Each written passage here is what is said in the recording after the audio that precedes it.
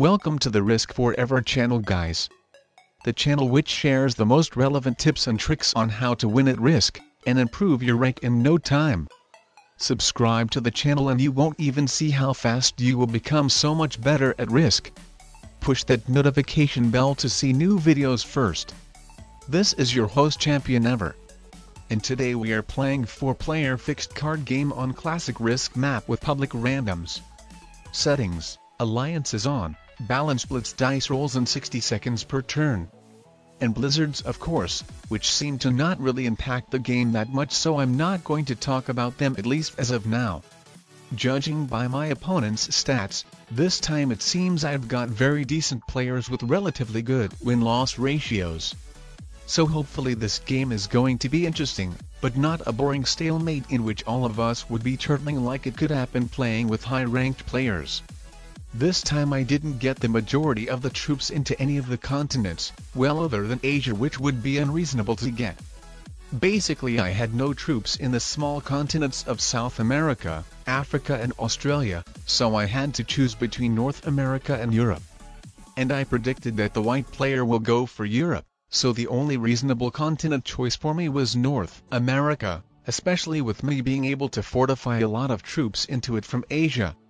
I mean, I could have still gone for Europe, but it really much clearly belonged to the white player, so to immediately get a player who would be annoyed of me wasn't something I wanted to achieve.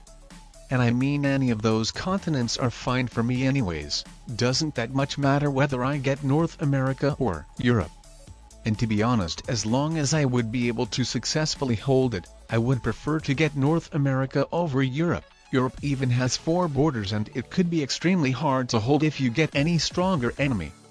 You basically need to have the alliances with everyone in the beginning of the game for Europe, and if the African player isn't one of them, then there's no way you hold it in case he is aggressive towards you.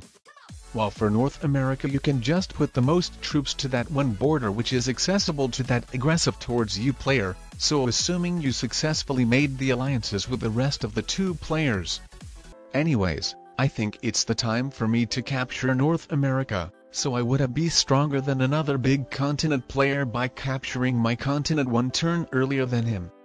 I already had the alliances with a blue and black player, so the only one player to worry about was white. But I assumed he would appreciate me with me moving my troops from Europe in the beginning of the game. And I think I was right. With me finishing capturing North America, the white player has finally accepted my alliance request. I mean, not necessarily I would have been guaranteed to not get invaded by either blue or black even with me having the alliances with them, which they sent them by themselves by the way, meaning that they would be more serious being allied with me comparing if I had sent those alliance requests by myself. But I mean, by quickly capturing North America without waiting much more time, I just wanted to see immediately how the things are, whether I would be actually able to hold it or not, whether those alliances I've got sent my way are truthful or not. So I would immediately know which player I would seek to eliminate first in case somebody invades me into North America. And thankfully nobody invaded me yet. Even though I'm kinda afraid of the blue player's biggest army, I wish he would block the access for it from invading me from Asia. Anyways, with the blue player invading the black player a few turns before when moving out from South America, I assumed that I would have the advantage the diplomacy-wise if I end up being in the top 3 situation with them.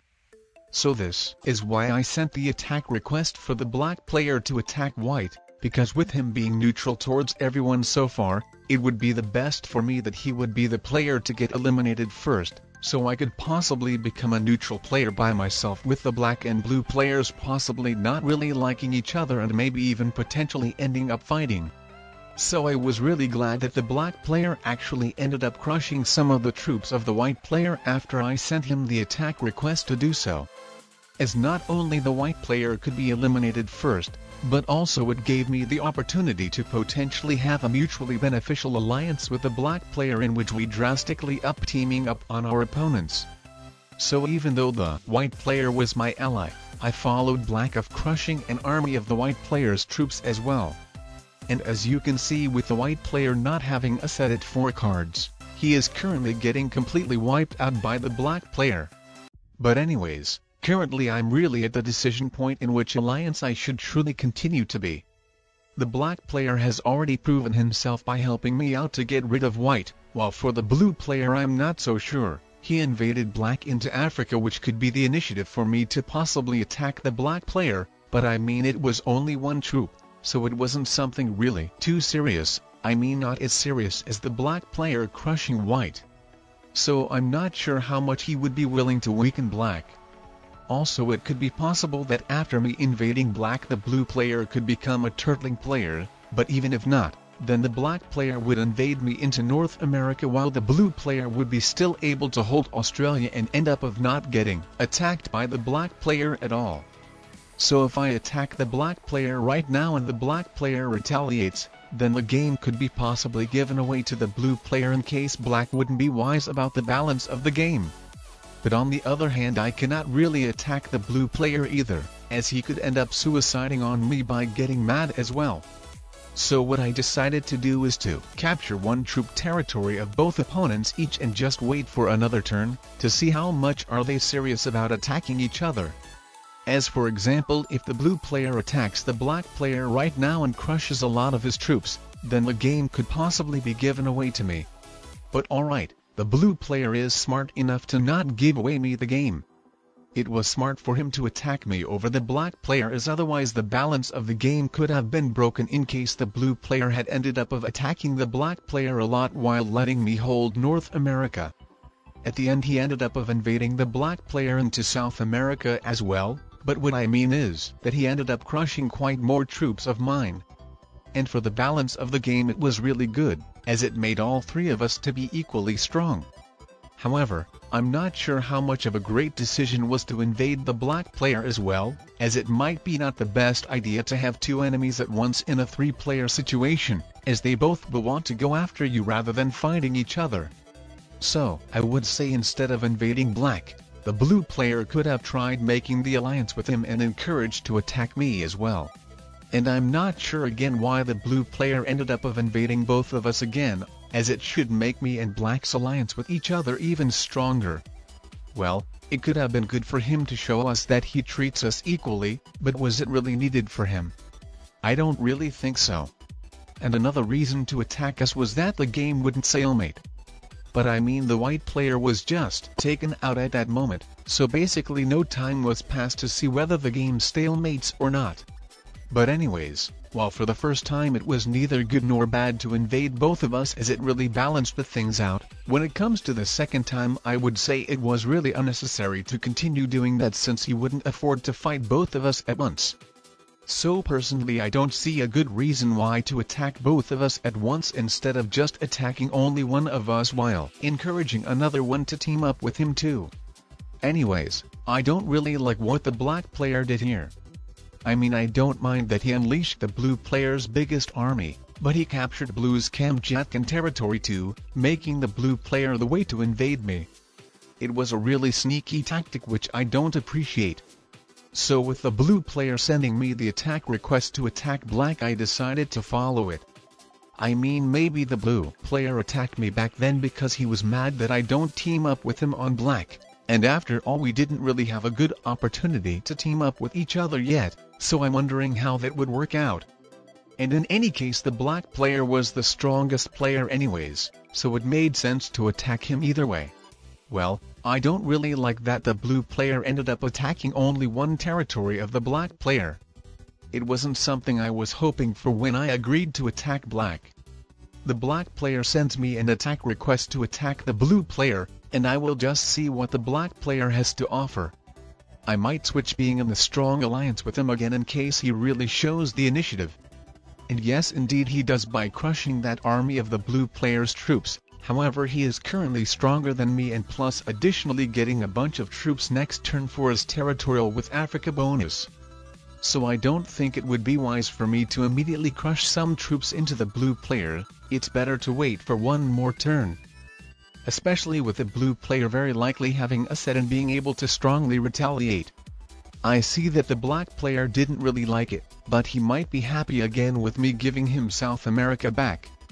I decided to fortify my South American troops to Greenland that it would be really unknown for my opponents what I want to do next, that none of them would feel threatened by me, but at the same time they wouldn't be not worried about me either. But yeah, I guess the blue player didn't really like it that I left my border from South America unguarded against black. So he ended up invading both of us again. What I don't really think was a great decision, as it really disfavors him the diplomacy-wise by making two enemies at once. And also at the same time it also does the dirty work for me and black. Instead of crushing some troops into him by ourselves, the blue player weakens himself more or less equally on us by himself. So neither of us have to really worry about the balance of the game by another player becoming too strong. As for example, if the blue player invaded mostly me, then I would have to invade black so he wouldn't become too strong. Or if the blue player mostly invaded black, then the black player would have to invade me if I were getting quite much stronger. But for now, looking to the troops counter, it seems that the black player is surpassing me quite a bit the troops wise. So once again he has to crush some troops into the blue player firstly in case he wants that I would help him out weakening the blue player as well. Because I wouldn't like to ruin the balance of the game, as I not only have to take into the account the current troops counter, but also have in mind the troops he is receiving in next turn, him being able to immediately ruin mine ones, and also with him possibly being able to take the blue player out for his cards in case he would get weakened by me too much, so it could feel more complicated than it looks at the first sight. So with me being weaker than black, I have to be much more careful with every of my decisions and attacks.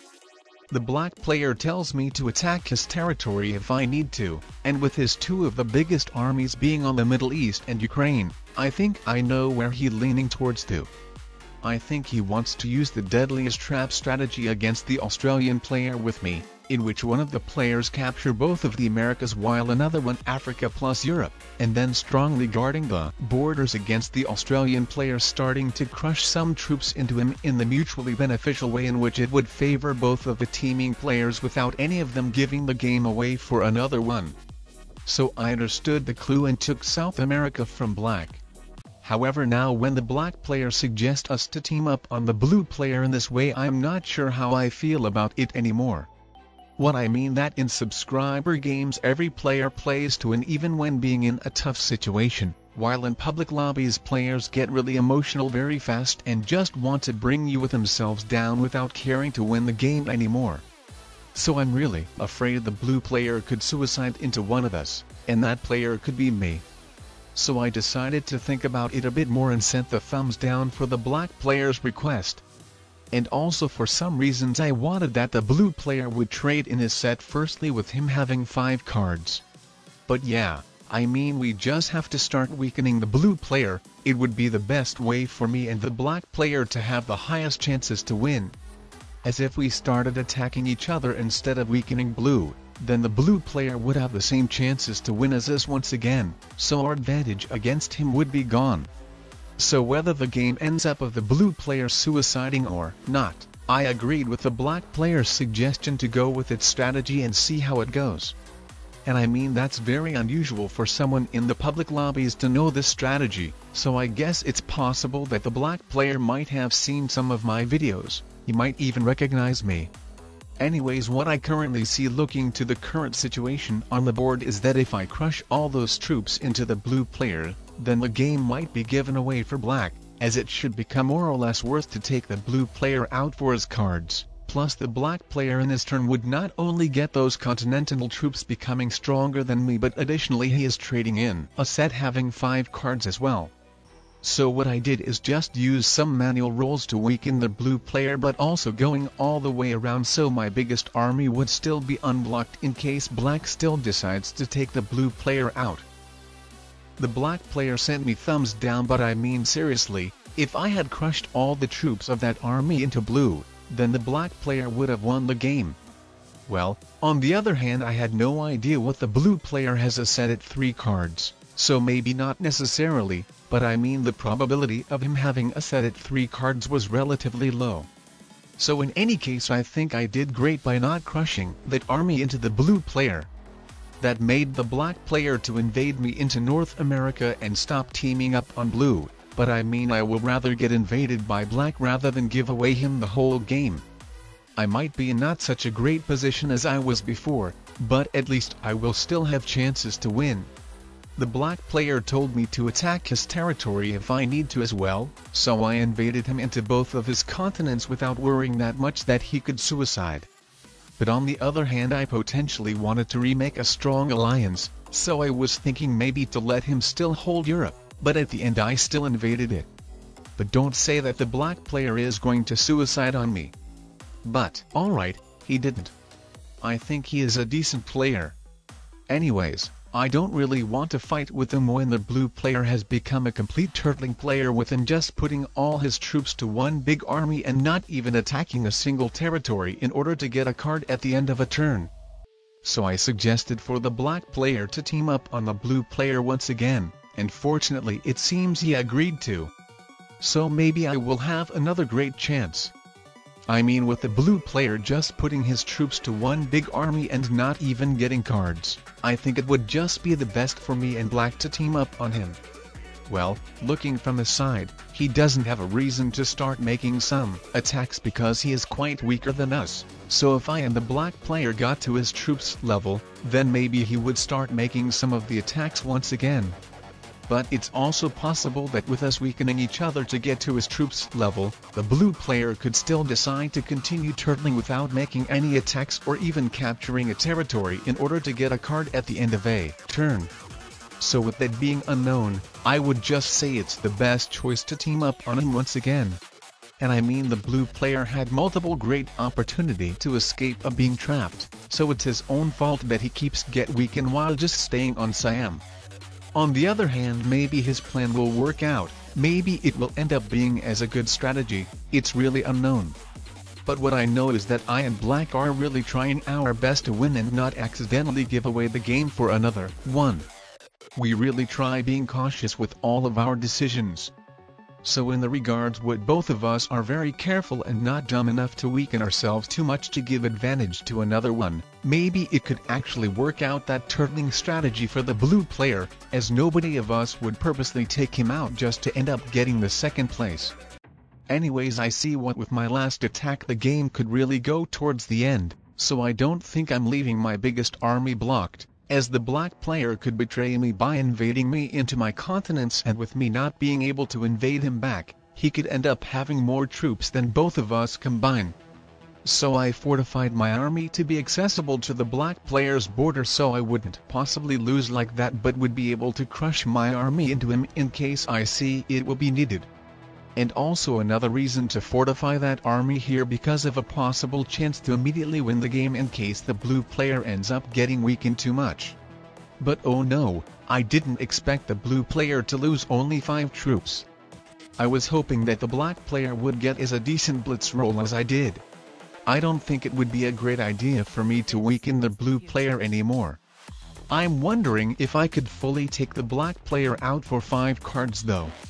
I think it's very risky. I mean, I could get a very good blitz roll and lose quite less troops than the black player, but also I could just end up not having enough troops to finish the black player off, so in that case the blue player would win. So I think I will play safe and just ruin the black player's bonuses. If I hadn't thought what to do so long, then I would have done a bunch of manual rolls to see if I'm lucky enough to weaken the black player enough to make sure that I would be able to take him out. I was considering to leave my biggest army on the territory of Ural, so the black players be blocked and he wouldn't able to capture as many territories as he could, but I was afraid of him potentially suiciding or just blitzing my biggest army, so I decided to play safe and move my army away from him. I have no idea if the black player actually blitzed my army, but I thought it's better not to risk it.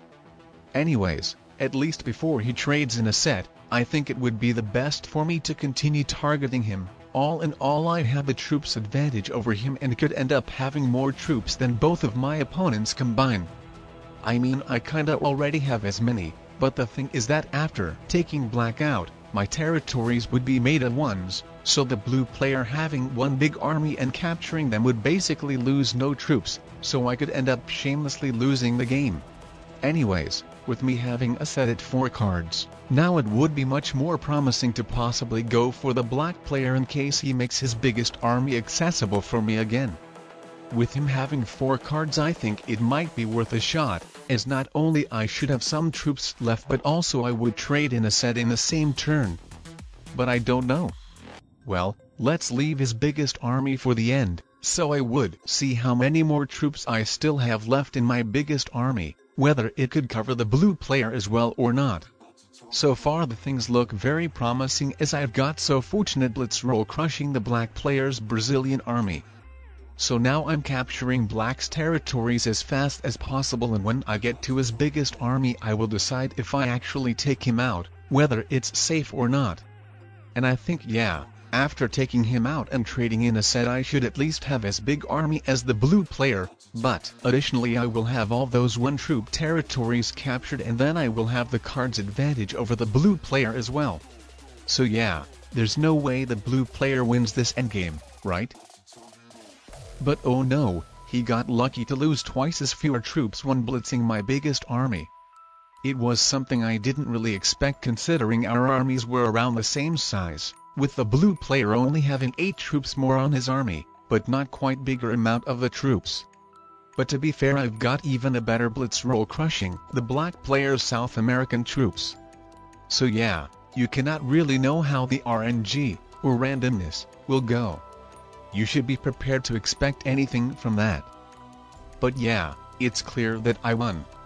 So it's a GG. I'm wondering what rank my opponents were though. It seemed that all of them were very decent judging by their gameplay and the stats. So let's check it out. And alright, the blue player was an expert, the white player was a master, and finally the black player was a grandmaster.